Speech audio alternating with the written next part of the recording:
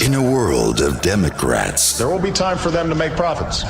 Now's not that time. And Republicans, I've abandoned free market principles to save the free market system. You need a voice of liberty. Look no further. You've found it. Tom Woods. Beware, citizen. You are now departing from the world of allowable opinion.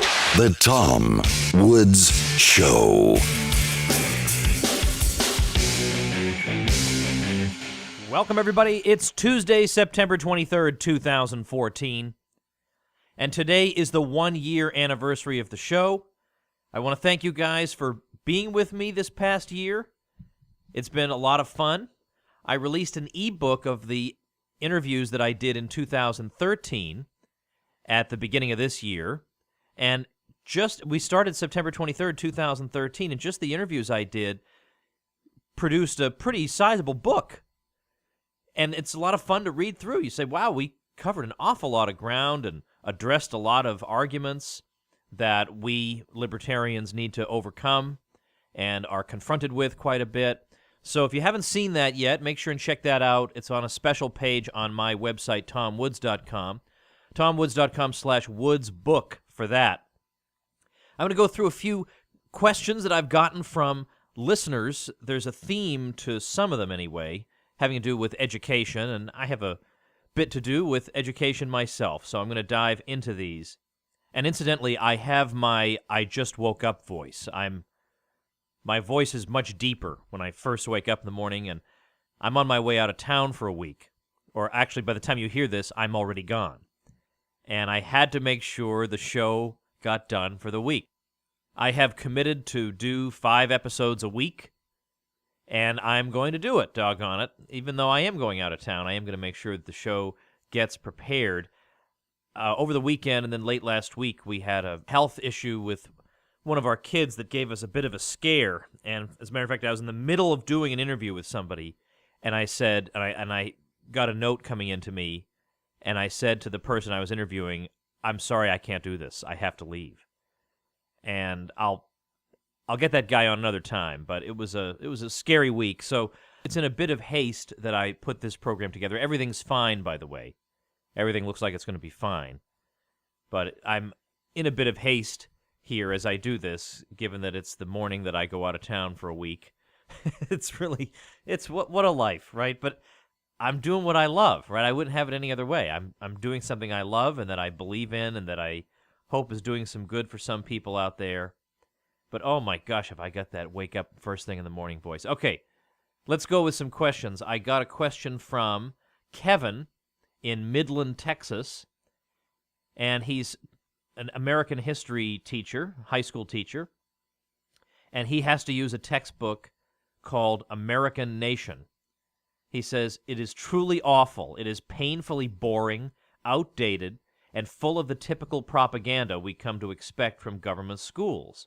Thus, I was hoping you might suggest an alternative American history textbook that is more liberty-minded, and then in brackets he has, and can be accessed online. All right, well, unfortunately there is no such text. There really is not any such text. And that is a shame. That is a huge gap. Now, there are a couple of texts that have been proposed as fitting the bill of what this guy is looking for, but I don't think either one of them really does, and certainly they're not available online, and certainly one of them I don't think is really suited to classroom adoption. One of them is A History of the American People by Paul Johnson. Now, I like Paul Johnson. I think he's a very interesting writer. He's a very smart guy. I like his book Modern Times, the early edition, the one that does not include the material on the 90s, in which he's not so good. But Modern Times is a history of the world from the 20s to the 80s in the 20th century, and it's great. But his History of the American People was disappointing to me. He takes a fairly conventional line on a number of key issues, and it's just too idiosyncratic and quirky to really play the role of a textbook, so I'm not really sure of that. And then there's also A Patriot's History of the United States by Larry Schweikart, and I think the other guy's name is Mike Allen, maybe. I'm not, or Adams, it could be Could be Michael Adams, now that I think about it. I just know that Larry Schweikert was involved. Now, I know Larry a little bit, and he's pretty good on some things, but when it comes to foreign policy, he is abysmal. He is absolutely abysmal. It is just cheerleading and excuse factory stuff. It's no good. It's just no good. It's all the application of different moral principles to the U.S. government than we would see applied to any other government. Our government just makes mistakes, right? No atrocities. It just makes mistakes. You can't blame them, right? Nobody's perfect. You accidentally bomb innocent people over and over and over and over again in completely avoidable circumstances. Well, everybody makes mistakes. Nobody's perfect. Let's not be unreasonable here. We're just trying to spread freedom. I mean, it's like the third grade level on that stuff. And then also on other stuff, he's not even that good. He's not even that good on labor unions, like basic libertarian stuff. He's not that good. So I wouldn't really be inclined to use that book either. So what did I do? I used to be a college professor till I got an offer from the Mises Institute to be a resident scholar, and I thought, well, why in the world would I not want to go do that? And then I realized, well, although I liked being in the classroom, I also like not being in it and having the whole world as my classroom. I think I prefer that. Well, anyway, what did I do in that situation? Well, I gave up trying to find an American history textbook that I thought was acceptable, because there just aren't any. There aren't any. So what do you do instead? Well, I'll tell you what you do. First of all, you console yourself that nobody reads the textbook anyway, right? This is at one time when you're happy to know the kids aren't doing the reading. They're not doing the reading anyway. Don't worry about it. But also, it gives you the opportunity to expose them to other materials through photocopies or linking them to articles online or whatever. And this is an important pedagogical moment in and of itself, because what you're doing by doing that is saying to the kids, don't think of history as a discipline in which the answers are in some book somewhere. The answers are just in the book. Now, basic facts, obviously, are in a book. But if they see that there are different ways to think about historical topics, if they see that it's possible to argue that secession is constitutionally, historically, morally legitimate, when their textbook, of course, doesn't even raise the question. It's not even raised. Of course, we assume that the United States is a holy and sacred thing, just as it is, and if it were 1 square inch smaller, the earth would go tumbling toward the sun. This gives them the chance to see it's not a matter of the answers are in the book. And that's good for them to understand. That history is not just a series of answers. That in a way it depends on the questions you ask. And a lot of times these textbooks don't even ask the question. Also, this allows you to introduce the ideas of the liberty message into the classroom without looking like a propagandist. If you had a textbook that was just going to give them that one line, then yeah, that would look wrong. That would look like you were using the classroom to push your point of view on them. But if you give them a textbook that gives them one point of view, and then you supplement that with another point of view, and you say, look, I'm just trying to get you to think, which you indeed are, well, now it looks like you're Mr. Reasonable. So I think it's not a bad thing that you're in that situation. I think this is basically the only way you could get away with being fair to the liberty message, making sure people are exposed to it the way they should be. Because now you can say, I'm showing you both sides. So, make lemonade out of those lemons is what I would say. Now, I have a related question. I have 2 sons, 7 and 10, in 2nd and 5th grade. They're in a private school, and the owner also happens to teach history. And then he says that they've got this terrible book, and again, it's another terrible history series. Currently, my 5th grader is studying the Civil War period. The book is filled with every type of distortion and lie and oversimplification that you and others like Dr. DiLorenzo criticize so harshly. He says, I know you have kids in public school. I actually do not. Well, what do? Do you sit around with your kids and try to explain why their teachers and textbooks are biased and wrong? What should parents do in that situation? Well, let me tell you a little bit about my own situation. We actually have our kids in a private school, and I've actually been lambasted for this. I had somebody write to lambaste me that I'm promoting homeschooling by producing courses for the Ron Paul homeschool program, and yet my own kids are in a private school. What these people don't know is that my wife's health has been extremely poor and very up and down, although mostly down, for years. And it's just, logistically, it's just not possible for us to do it under the circumstances. But of course, not knowing this, I was attacked. The person who attacked me didn't know this. And I explained what the situation was, and the person realized he had just stuck his foot in his mouth and apologized. These days it's so fashionable to say, don't judge people. Don't you judge me. All right, well, most of those people would judge somebody who belongs to the Ku Klux Klan, by the way, so they're not even consistent when they say, don't judge me. But anyway, yet when people don't even know the circumstances of my life, I've had this thing where they say, boy, you must be some terrible hypocrite. No, I must be a guy who's trying to do the best he can for his sick wife. How about that?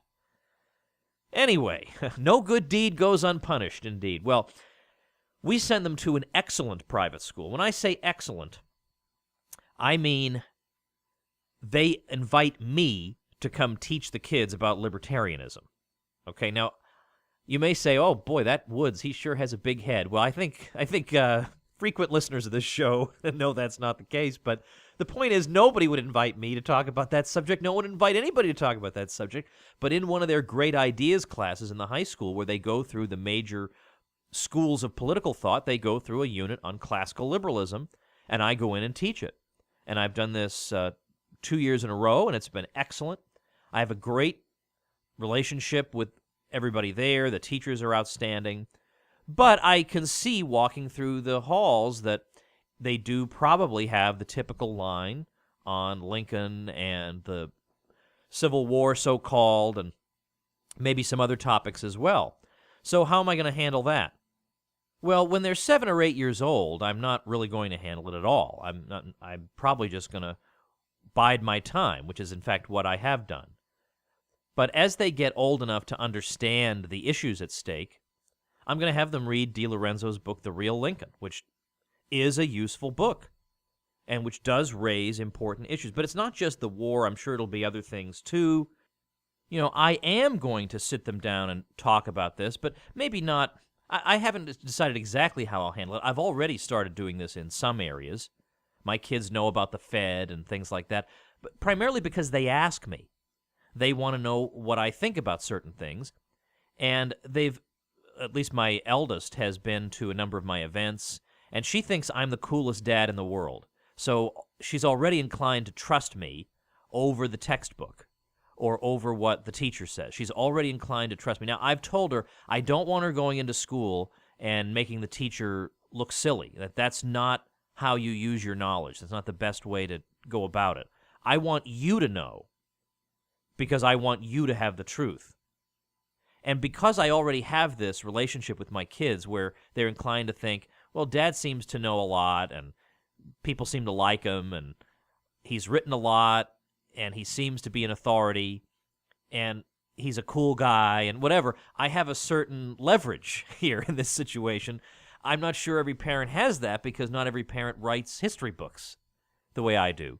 But every parent typically does have the respect of the children, and the children typically are interested in their parents' views on things, at least up to a certain age, right?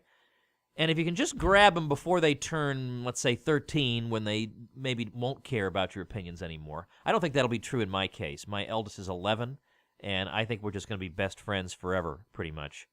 But if you can just grab them at that tween period, you can get them thinking in healthy ways. So that's what I intend to do. I just intend to make it a lighthearted, fun sort of thing that we love having discussions on all different sorts of topics, and history topics will just be one of those for us.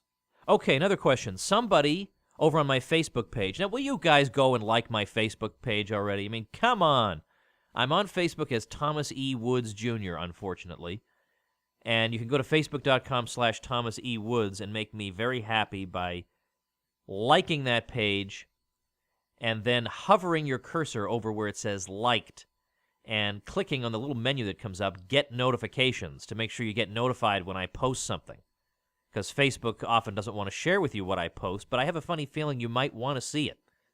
Or you can visit the page manually from time to time. We have good discussions there. Well, anyway, somebody posted on there that he had shared with a friend a video I had done, a YouTube of mine, one that I'm particularly pleased with, and it's called the Libertarian Speech I Would Deliver to the Whole Country.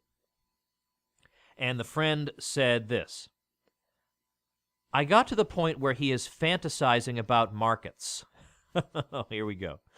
How without taxes, businesses invest in capital, and workers are happy because now there is more efficiency and wealth for everyone. Yes, absolutely true, indisputably true, yes. Wealth for everyone? Without the cursed government intervention he likes to demonize, there would be no 8-hour workday or minimum wage. Oh, you were doing so well.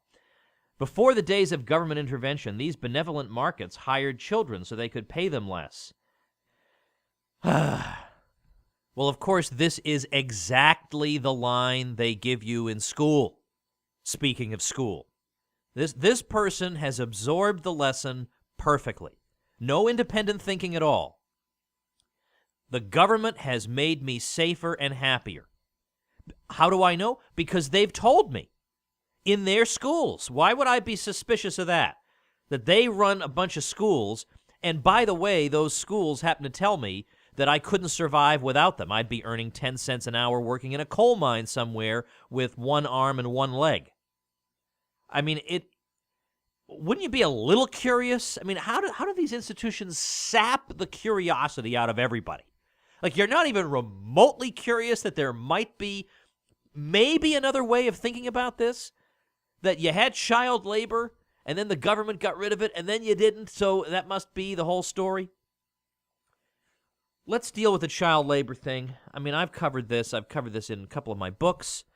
I cover it in the government course that I do for the Ron Paul Homeschool Program, which I urge you to check out at ronpaulhomeschool.com. You can get my courses for the Ron Paul Homeschool Program just on their own without joining the Ron Paul program over at tomwoodshomeschool.com, by the way. But to make a long story short, you don't have to be a free market economist to note that what's really going on in the child labor situation is that the reason the kids work, and the reason they worked from the beginning of time, by the way, this isn't, she says, your so-called benevolent markets, they made children work.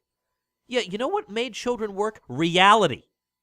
For thousands of years they had to work because the family was too poor for them not to. Even today, although capitalism is reducing child labor all over the world, as its natural tendency is to do, they're still working for the same reason they always did, which is that the family will starve if they don't. Let's just put it bluntly. The family will starve if they don't, which is why when Oxfam, the British charity, reported on the results of an anti-child labor campaign in Bangladesh, they found that thousands of children had simply gone into prostitution instead or starved. But I know I should be patient with people, and I try to be. Heaven knows I try to be. But it is so deeply irresponsible to have such an uninformed opinion on something like child labor. This person, no doubt, would have supported that campaign. Yeah, we can get rid of child labor by just passing a law against it. Let's just pass a law. If we pass a law against it, the family can't starve. What? That doesn't even make sense. So you go pass your do-gooder law, these kids die or go into prostitution, but you don't even notice because you're on to your next bumper sticker campaign. Because you think about every issue in terms of a one-sentence bumper sticker. Abolish child labor. Well, who doesn't want to do that? But I'd like to do it without the kids dying. How about that? I'd like to do that without them having to prostitute themselves. How about that? Right? I want to abolish child labor too. Abolish it through capitalism. Because what does capitalism do? The point that I made in that video is think about society 250 years ago, let's say. Let's just pick a time at random. Think about, why are people poor in that society? Are they poor because the wicked rich people are unjustly depriving them of material goods? Is that why they're poor?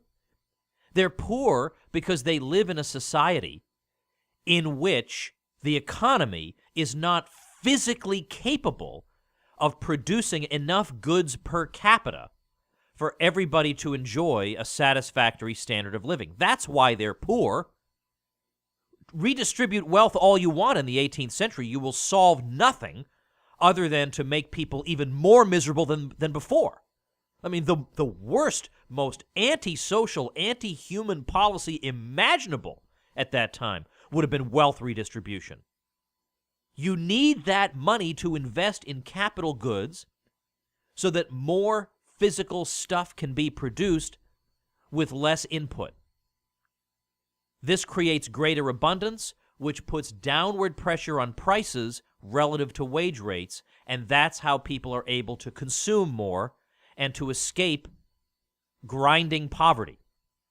We already talked about this, by the way, the incredible strides against grinding poverty made by the market in our episode with Deirdre McCloskey, episode titled, Why Are We So Rich?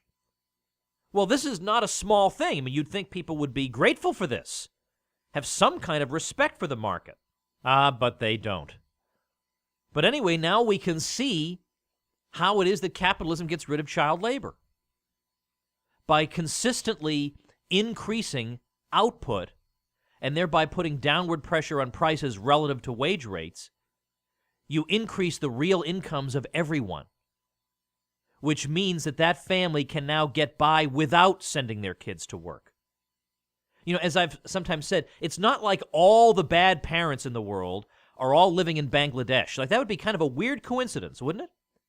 It's because Bangladesh is so backward economically that they can't produce enough to make it possible for families to keep their kids home and to keep them home year after year after year after year being educated.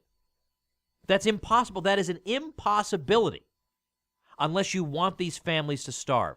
How do you get them not to starve? You pass a law against starvation? Really? I mean, really? Has public school done that to your brain? That's all you can, that's the best you can come up with? We'll basically pass a law against starvation? Because that's the mentality here. You don't pass a law against starvation. You change the circumstances. You fix things so that they don't starve. You create abundance so that they don't starve, so they don't have to send their kids into that environment. And yeah, sure, you'll get a law against child labor. But that law would accomplish nothing unless there were enough abundance for most kids to be able to abstain from working. So the market gets rid of 90% of child labor in the way I just described. That's how it happens everywhere in the world. And then they come along with a law and they get rid of the last bit of it. But notice that nobody was thinking about an anti-child labor law in, the past 3,000 years of human existence, for example. We have no record of that because it never occurred to anyone that it would be possible. It's not that all these people, everybody's been a terrible parent for thousands of years. It's that nobody thought it was possible to solve this problem. The market makes it possible to solve this problem, and people like this blame the market for child labor. They blame the market for child labor. Then she says, and we wouldn't have had the 8-hour day. Are you kidding me? So you're telling me everybody would still be working 12, 14 hours a day if it hadn't been for the government? This innovation was being introduced in the private sector long before government came along, and it's not hard to understand why. When the economy is physically incapable of producing a lot of stuff, people do work extremely long hours. That's the only way they can survive. That's the only way they can survive, is if everybody works incredible hours, then the economy produces barely enough for them to get by. But suppose you now introduce capital goods into the equation, and now my labor can do twice the work it used to. Well, now suddenly, we as laborers in general don't have to work as much to produce the same output. Now we can afford to indulge in some leisure. And so therefore we begin to opt for leisure over additional income. I'm sure there are plenty of people listening to me right now who, if they wanted to, could find another part-time job and work more. I am absolutely certain of that. You could all find a part-time job and work more. Why don't you do it? You'd get more income. Answer is you are willing to pay a premium for leisure because now that capitalism has helped to meet your basic needs, you don't feel like you need to work 24 hours a day. You can now enjoy your leisure. That's part of the reason you work, is to enjoy leisure. You don't work just so that you can keep working, unless the work itself brings you pleasure. So the 8-hour day will naturally be introduced in the private sector. I mean, these people say, oh, all the private sector cares about is profits. Well, even if that were true, that's why they would introduce the 8-hour day. Hello? That's why they would introduce it. Because if you get to a point where people would rather have leisure, would rather work only 8 hours a day, let's say they want to work 25% less than they used to. Well, if they're willing to pay a premium for leisure, as we all are, right, because you're not out at a part-time job all the time, so the very fact that you are enjoying leisure proves my point, so I don't even need to go beyond that. But if they want to work 25% less and they're willing to pay a premium for the leisure they enjoy, they're willing to earn 30% less when they work 25% less, there's no private sector employer that wouldn't take that deal. And everybody's happier. I get more leisure. Yeah, I pay a little bit for the leisure. But as time goes on and the market economy continues to grow and continues to produce more abundance, I'm not even going to, that premium will also be washed away. My real income will continue to rise, plus I enjoy the leisure. So it's in the interest of the private employer to offer these hours to people who want them. But there are some people who don't want them, who really need to work long hours for whatever reason, and so they ought to be free to make that decision. But these offers will be made because they are in the direct interests of the employers. Well, then she says, oh, and without government intervention, we wouldn't have the minimum wage. All right, well, I think listeners on this show probably understand the minimum wage. But I will briefly say something about this. I mean, the very fact that they have special arrangements in some cases for teenagers or for people with disabilities proves that supporters of the minimum wage know that it destroys jobs. They know that these people would be hurt by it. Like they know that. I mean, obviously, if you were to say, all right, the price of lumber right now is, I don't know what the price of lumber is, $100 for a unit of lumber, let's say. And from now on, it's going to be $130, but that will not affect sales of lumber at all. It'll probably help the economy. Oh, really? Well, then let's just raise the prices of everything, because apparently nothing has any effects and there are no laws in the economic realm at all. Well, the minimum wage thing, first, at bare minimum, it's not necessary for the reasons I've explained. This is not how wages rise. Wages rise through capital investment, increasing the amount of capital per worker. There is no substitute for that. You can't pass a law getting rid of gravity. You can't pass a law getting rid of scarcity. The market is what has made possible the explosion in material wealth and in the well-being of the average person. It wasn't that we passed some laws 200 years ago that we began to get compound economic growth. I mean, come on now. All right, here's an interesting, I cited this on my blog some time ago at tomwoods.com. Almost all full-time workers, 99.4%, are earning more than the minimum wage. And this person is worried about the minimum wage. And almost all full-time hourly workers, 98.3%, are earning more than the minimum wage. Most importantly, the fact that more than 3 out of 4 teenagers, 77.2%, who are the least skilled and least educated group of workers, earned more than the minimum wage in 2011, would suggest the minimum wage is mostly an entry-level wage for beginning workers with no skills. Hello! The reality of the labor market is that even a large majority of previously unskilled teenage workers are earning more than the minimum wage as soon as they can acquire minimal job skills and work habits and can demonstrate their value to employers. Yes, that's right. As many economists have said, it's the first step on the ladder. Let them take that first step onto that ladder. Of course, we're seeing this in the fast food protests, too. We are worth more, the signs say. Are they? How can they know? If they were worth more, other firms would have captured their extra worth by bidding them away from the fast food industry and hiring them themselves. Then we can know they were worth more, at least in some other line of production. But since no one else seems willing to hire them at their current wage rate, it seems to me that the very last institutions they should be angry at are the fast food restaurants themselves, which happen to be the only institutions on earth doing anything to improve their standard of living. Why don't they protest at all the places that pay them $0, having refused to hire them at all? Now, no kidding, it's hard to make ends meet when you work in a fast food restaurant.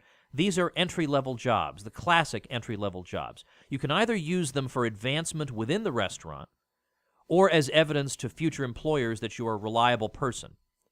Or you can have zero ambition, make no real effort to improve yourself or acquire a skill, even though your local library or the internet makes it possible for you to train yourself in most anything for free these days, and complain that your only benefactor on earth isn't paying your true value. Yeah, okay, maybe I'm being harsh here, but people who have the mentality that the way for me to advance is to go in the street and scream are never going to be helped unless they're spoken to frankly. That is exactly the wrong attitude, especially in this economy. I have to sit around and demand that people give me what I'm worth. You go out and show what you're worth. That's what you have to do in this economy, sitting around waiting for somebody to hire me at a wage I consider acceptable. You're already doing it wrong. Articles that have been written in support of the strikers have been saying that the restaurants could increase the workers' pay if they would just raise the prices of their food. But this gives the whole game away. It shows the real constraint on these workers' pay, as this argument inadvertently reveals, is erected by the consumers. So the logic here is we can help some poor people by hurting other poor people. And incidentally, if you want to help poor people, why not just go ahead and do it? Why go the absurdly circuitous route of trying to make food more expensive, which in turn hurts other poor people? Why not just seek out the working poor directly and help them? And why castigate the only institution in society that has lifted a finger to improve their material condition? And the answer is, these people are all talk. They'd love to help everyone in the world as long as someone else pays the price. These critics pay McDonald's employees $0, but they're upset at McDonald's, which gives them a paycheck. Now, I don't care about the merits of fast food or it's bad food or whatever. That is entirely beside the point. And it is interesting, by the way, to track growth in the minimum wage over the decades against black youth unemployment.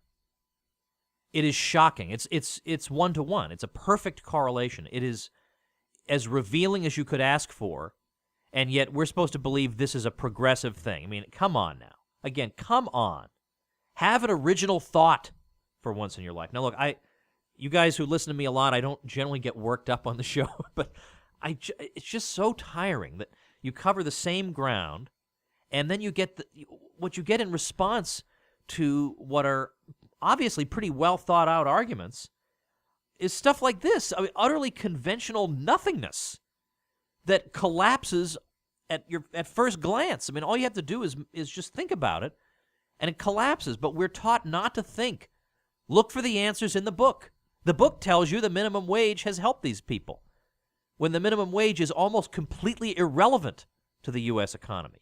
It's not the minimum wage that has helped people. It's capitalism. It's capital accumulation. It's not a law against gravity that has allowed us to fly. It was the innovation that led to aviation. Forget about passing laws when it comes to stuff like this. It is only with the wealth the market economy makes possible that any of these luxuries, which would have been considered unbelievable luxuries at any other time in history and any other place in the world, are possible. And it seems to me we ought to be grateful for this instead of, ill-mannered ingrates, pretty much. All right, I was going to answer a question. Somebody wanted to know, what on earth is going on in the Catholic Church these days with Pope Francis and all his crazy appointments and stuff?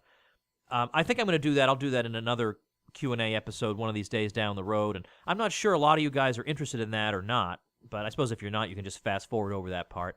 but I do have some knowledge on this, having written for a number of Catholic publications, and I followed this somewhat closely, so I could weigh in on that, but instead I'm going to let you guys run and say thanks for following me this past year.